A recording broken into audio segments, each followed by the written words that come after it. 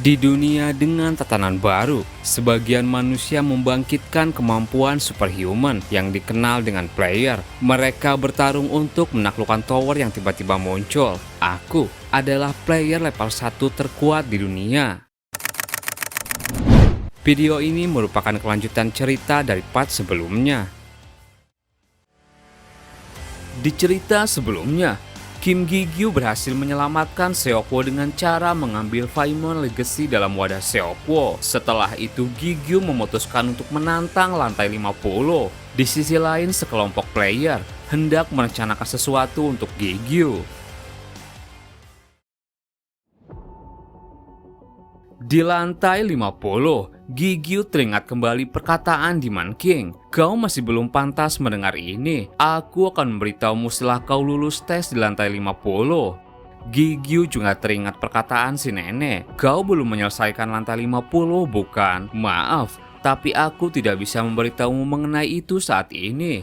Huang juga pernah bilang, tes lantai 50 adalah gerbang besar. Tesnya akan sangat berbeda dari yang kau lalui sejauh ini. Aku yakin kau akan banyak melihat dan belajar di sana. Dan di lantai 50, Gi-gyu mulai menjalani tes. Terdengar suara sistem mengevaluasi tendensi dan potensi player, melihat ke dalam histori player, memprediksi masa depan player, mengkonfirmasi pencapaian player. Tes Anda telah dipilih. Tes akan dilanjutkan dalam 3 tahap. Player dapat menentukan urutannya. Gi-gyu mendapatkan 3 buah kartu.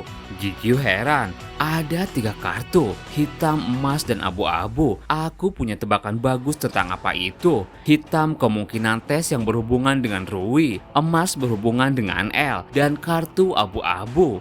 Rui bilang, itu dirimu. Perubahan yang terjadi padamu dan rahasia yang berputar di sekitarmu. Apapun itu yang pasti tesnya berhubungan denganmu. Gi-gyu sejenak berpikir, karena aku tidak memiliki informasi apapun, tapi tak ada gunanya memikirkan itu secara berlebihan. Kalau begitu, aku akan mengambil kartu yang paling kiri dulu. Gi-gyu memilih kartu warna hitam. L bilang, Master, aku yakin Anda akan lulus tes apapun itu. Kartu tersebut lalu bereaksi. Suara sistem kembali terdengar. Memulai tes, player persiapkan dirimu. Objektif tes ini yaitu merasakan kematian. Area di sekitar lalu berubah, terlihat menjadi lapangan luas yang tandus dengan langit merah. Gi-gyu heran dengan tubuhnya. Tunggu, tubuhku terasa aneh, kondisinya buruk dan ini tidak terasa seperti punya aku. Rui heran, apakah ini saat itu? Gi-gyu bertanya, apa maksudmu Rui? Rui menjawab, ini ketika aku dikhianati. Gi-gyu kemudian melihat dirinya dalam tubuh Rui. Apa ini tubuhmu? Rui menjawab, kau benar, itu tubuhku. Gi-gyu bingung, jika seperti ini, apakah aku akan menggunakan tubuh L dalam ujian? Ini terasa tidak benar. Suara sistem kembali terdengar. Ini adalah salah satu wilderness di neraka. Ini dibuat dari ingatan yang tersimpan dalam tower dan ingatan yang tersimpan dalam tubuh player. Player, Anda harus menyelesaikan objektif tes di tempat ini. Gi-gyu bilang, objektif untuk merasakan kematian bukan. Meski begitu karena ini tes, aku ragu itu menginginkanku untuk mati. Apa ini berarti aku tidak akan mati sungguhan ketika aku mati di sini? Aku pikir membiarkan tubuh Rui mati bukanlah urusanku. Rui kesal. Hei, apa yang kau bicarakan? Gi-gyu menjawab, aku kira aku akan mati tanpa penjelasan apapun. Dan kemudian area di sekitar bergemuruh. Rui bilang, pikirkan saja untuk itu nanti. Ini bukan waktunya untuk bingung. Mereka datang. Pasukan Demon dengan jumlah banyak datang menyerang. Gi-gyu bertanya, apa-apaan dengan jumlah itu? Pertarungan tiba-tiba dimulai tanpa perlengkapan. Tunggu, entah kenapa seperti aku tidak bisa merasakan L dan Brunhat. Aku hanya bisa mendengar suara Rui dan aku tidak bisa memanggil dalam bentuk senjata. Apa yang harus aku lakukan? Rui berkata, kenapa kau tidak melakukan sesuatu? Ini tubuhku. Apa kau sudah lupa dengan kekuatanku? Gigyu mulai mengingat tentang Rui dan pertarungannya dengan Rui dahulu. Kau benar, Rui adalah master dari seluruh demon. Gigyu mulai berkonsentrasi. Sekarang aku bukan Kim Gigyu, melainkan Rui. Entah kenapa aku tahu bagaimana cara menggunakan ability-nya. Gigyu membuka mata. Di sana ia bisa mengeluarkan pedang energi. Gigyu tersenyum. Ability yang ini paling mudah, tapi aku tidak suka menjadi Rui. Rui kesal. Sialan, apa kau punya masalah dengan tubuhku? Pasukan demon mulai menyerang. Gigyu perhatiannya tertuju pada satu demon raksasa. Astaga, kenapa demon itu besar sekali? Demon tersebut kemudian tertawa sambil bilang, "Raja telah menggunakan banyak energinya. Ini adalah kesempatan kita. Maju serang." Rui berkata, "Itu Belphegor. Dia raja ketujuh neraka, salah satu dari 6 raja, salah satu rank atas dari 72 tahta. Walaupun dia terlihat lebih kecil dari Fotis, tapi dalam rampage form, dia jauh lebih kuat." Gigyu bilang, "Bagaimanapun juga ia komandan di sini. Aku harus membuka jalan terlebih dahulu." Gigyu mulai mengalirkan kekuatan kematian pada pedangnya. Gigyu memberi tebasan, Death. Tebasan kecil itu kemudian menyebar luas dan menyerang pasukan demon layaknya badai. Gigyu heran, apa-apaan kekuatan ini? Semua demon mulai berjatuhan.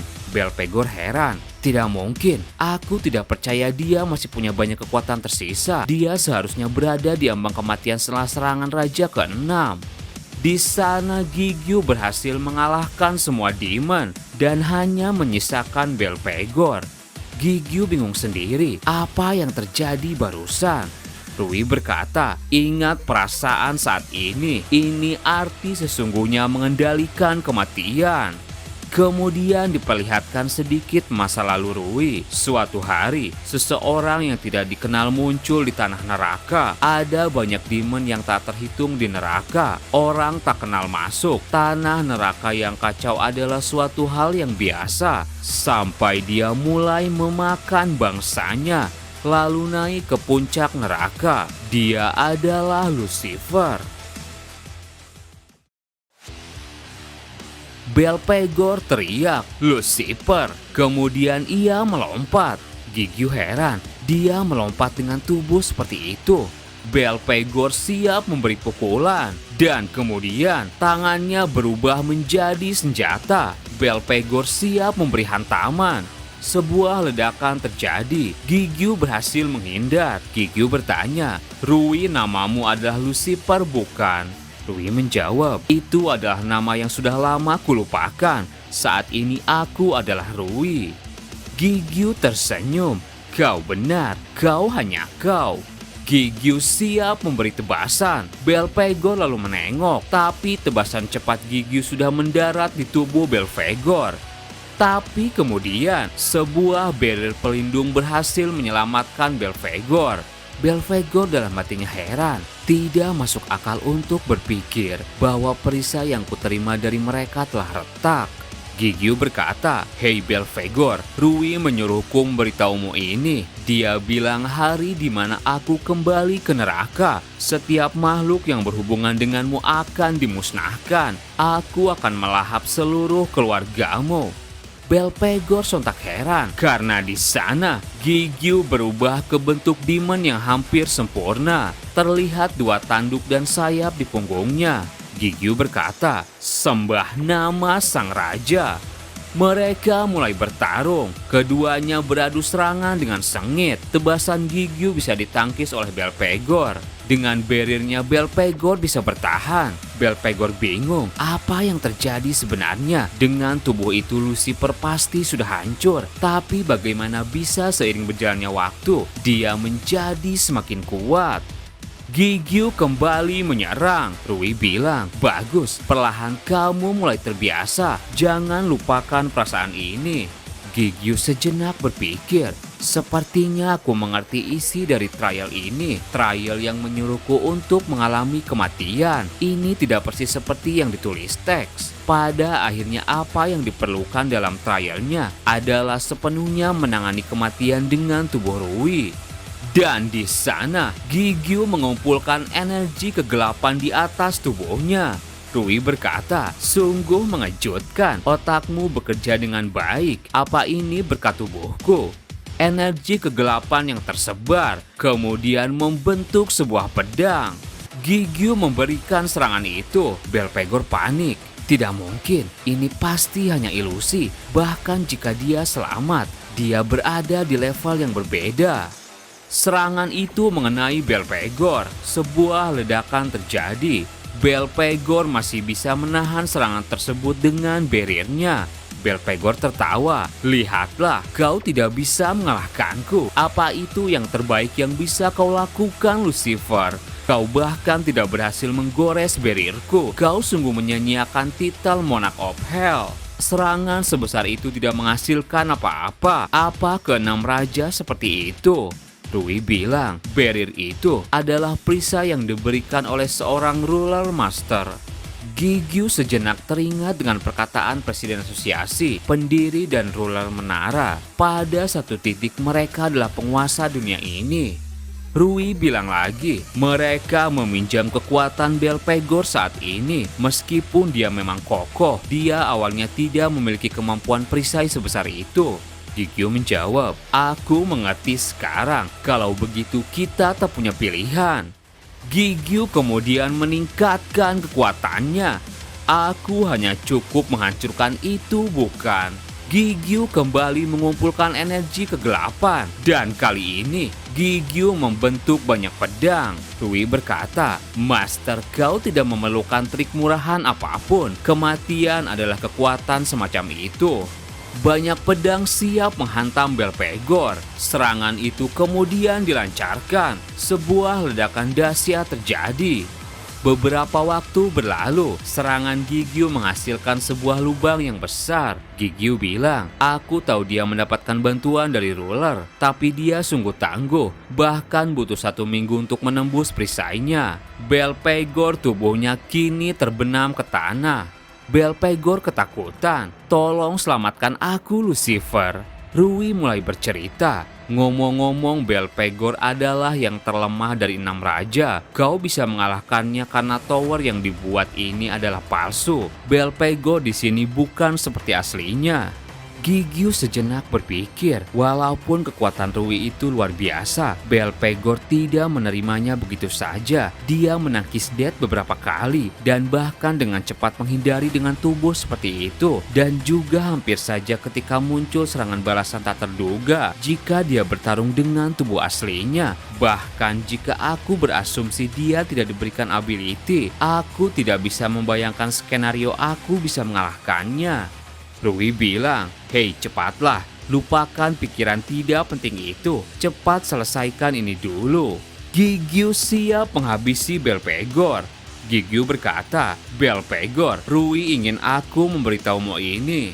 Belphegor bingung, Rui siapa maksudmu? Gigyu berkata, sangat menjijikan bertemu denganmu lagi.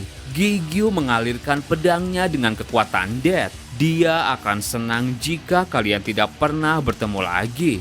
Belphegor teriak, tunggu, jadi kau bukan Lucifer, siapa kau sebenarnya? Satu tebasan Gigyu kemudian menghabisi Belphegor. Suara sistem terdengar, Anda telah lulus tes, berpindah lokasi. Tes tersembunyi menghadapi Belphegor telah selesai. Ini adalah hadiah Anda. Anda mendapatkan gada Belphegor. Gigyu sadar sesuatu. Bukankah ini tangan modifikasi Belphegor? Jadi ini bukan skill, tapi senjata. Brunhard bilang, Master, saya khawatir karena linknya terputus. Gigyu tersenyum. Brunhard, ternyata kau khawatir. El bilang, syukurlah Anda kembali dengan selamat. Gigyu kemudian mendekati gada Belphegor. Jadi apa ini, Rui? Ini lebih kecil dari sebelumnya. Rui menjawab, tidak ada yang aneh. Ukuran tubuh dari Archdemon bukanlah konsep penting. Gigyu menjawab, jadi itu pasti item yang dapat memanipulasi ukuran. Rui menjawab, aku belum menjelaskannya, tapi akan kujelaskan. Itu bukanlah senjata biasa dan cukup aneh menyebutnya item. Aku membuatnya dari tubuh Satan. Apa kau pernah mendengar tentang Seven Deadly Sin? Seven Deadly Sin mengacu pada 7 akar penyebab dosa yang dilakukan manusia. Iri hati, kesombongan, ketamakan, kerasukan, marah, hawa nafsu, dan pemalas. Dan itu adalah Seven King di neraka yang mewakili dosa mereka. Di antara mereka Belphegor adalah King of Sludge. Gigyu heran, kau bilang ada 6 raja. Rui menjawab, aku baru saja akan menjelaskannya. Kau sudah menyalaku. Jadi sebelum aku memerintah sebagai Raja Neraka, aku menjadi kuat dengan cepat dengan memakan berbagai demon. Aku sudah mengalahkan kekuatan dari 7 king sejak lama, tapi menghadapi semuanya adalah tindakan yang gila. Jadi aku menantang Raja terkuat, Satan, King of Anger. El yang mendengar cerita itu bilang, itu kejadian yang cukup besar untuk rumor hingga sampai Heavenly Realm. Rui bercerita lagi, tentu saja aku menang. Hasilnya aku menjadi orang terkuat di neraka. Lalu aku membagi tubuh Satan menjadi 6 bagian. Aku membuat senjata dengan tubuh Satan itu dan membagikannya ke 6 raja dengan tujuan membuat mereka setia denganku. Seperti yang kau lihat, beginilah hasilnya. Gigyu bilang, jadi kau makan dari ras yang sama dan mengubah tubuhnya menjadi senjata. Bukankah itu terlalu gila? Jadi ini tubuh Satan. Bukankah berarti kita bisa melengkapi tubuhnya? Gigyu teringat dengan perkataan Tuan Huang. Kau butuh setidaknya 27 tahta demon atau sesuatu yang lebih kuat. Rui bilang, bahkan jika ini tower, mereka tidak bisa meniru itu. Ini kemungkinan palsu. Gigyu kemudian menyentuhnya. Benarkah? Kupikir kita bisa mendapatkan yang asli, tapi ternyata aku salah. Apa yang harus kulakukan dengan ini? Rui kemudian merasakan sesuatu. Master, ini tidak masuk akal. Ini tubuh asli Satan dan item asli yang kuberikan pada Belphegor.